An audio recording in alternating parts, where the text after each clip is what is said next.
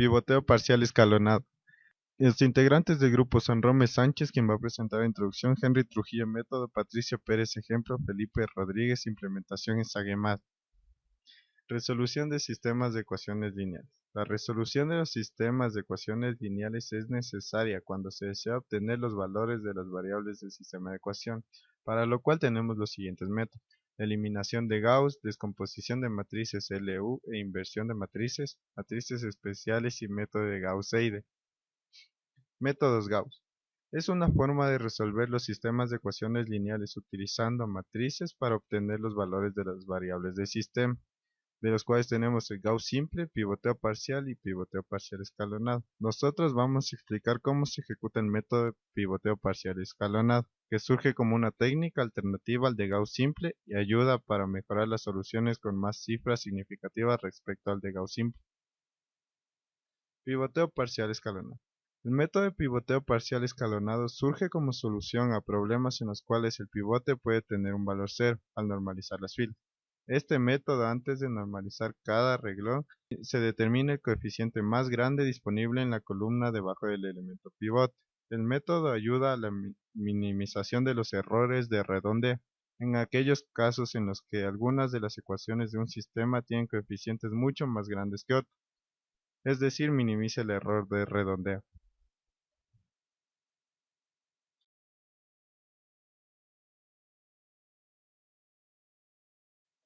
Proceso de resolución del método de pivoteo parcial escalonado. Iniciamos el proceso con la matriz de los coeficientes del sistema de ecuaciones. Como primer paso, debemos encontrar el coeficiente con mayor valor relativo de cada una de las filas, sin tomar en cuenta los coeficientes de los lados derechos de las ecuaciones. A estos valores los llamaremos S. Para esto, encontramos el máximo valor absoluto de los elementos de cada fila. Para la primera fila, tenemos el siguiente proceso. En forma general, para cualquier fila de la matriz tenemos que usar la siguiente fórmula. El siguiente paso es encontrar la fila pivote. Para esto debemos encontrar el coeficiente con mayor valor relativo de la primera columna de la matriz. Debemos dividir el coeficiente de cada elemento de la columna para el valor de S correspondiente a cada fila de encontrar en el paso anterior. Para la primera columna de la matriz tenemos el siguiente proceso. En forma general, la fórmula que utilizamos es la siguiente. Una vez encontrado el máximo de los valores absolutos de las divisiones de los elementos de la columna para los valores S de cada fila, ya tenemos nuestra fila pivote. Con nuestra fila pivote ya encontrada, la intercambiamos con la primera fila y usando la fila pivote hacemos operaciones de fila para hacer que los elementos de la primera columna sean ceros a excepción del primer elemento de la fila pivote, obteniendo el siguiente resultado. Como paso iterativo, debemos volver a realizar el paso anterior con la submatriz que se forma al no tomar en cuenta la fila pivote encontrada previamente y la columna cuyos elementos hicimos cero. Es decir, encontramos una nueva fila pivote usando la división de los elementos de la primera columna de la submatriz para los coeficientes S encontrados en el primer paso. Esto lo repetimos hasta que la submatriz esté formada por un solo elemento, haciendo uso de la segunda fórmula vista previamente. Al llegar al punto en que la submatriz está formada por un único elemento, ya hemos encontrado la solución del sistema de ecuaciones, obteniendo como resultado final una matriz del siguiente tipo.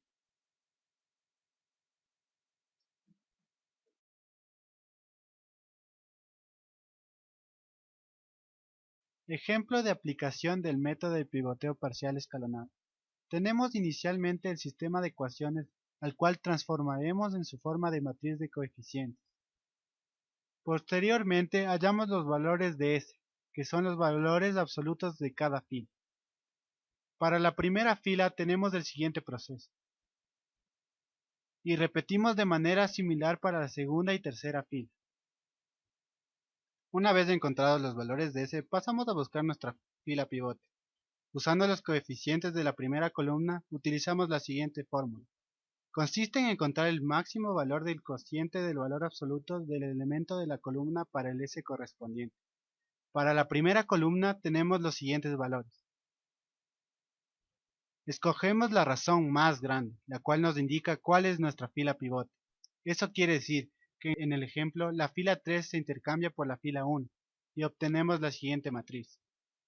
Con el primer elemento de la fila pivote hacemos 0 el resto de los elementos de la correspondiente columna, obteniendo con las operaciones de fila correspondientes el siguiente resultado. Con la submatriz, que se forma al no tomar la fila pivote y la columna de 0, repetimos el proceso anterior. Con la primera columna de la submatriz encontramos los cocientes que indicarán nuestra nueva fila pivote. En este caso obtenemos los siguientes resultados. Como el cociente perteneciente a la fila 3 es mayor, esto quiere decir que será nuestra nueva fila pivote y habrá un intercambio entre la fila 2 y la fila 3. Con el primer elemento de la fila pivote, mediante operaciones de filas, hacemos 0 los elementos por debajo de la misma, obteniendo la siguiente matriz, siendo esta la matriz solución, de donde obtenemos los siguientes valores de x1, x2 y x3.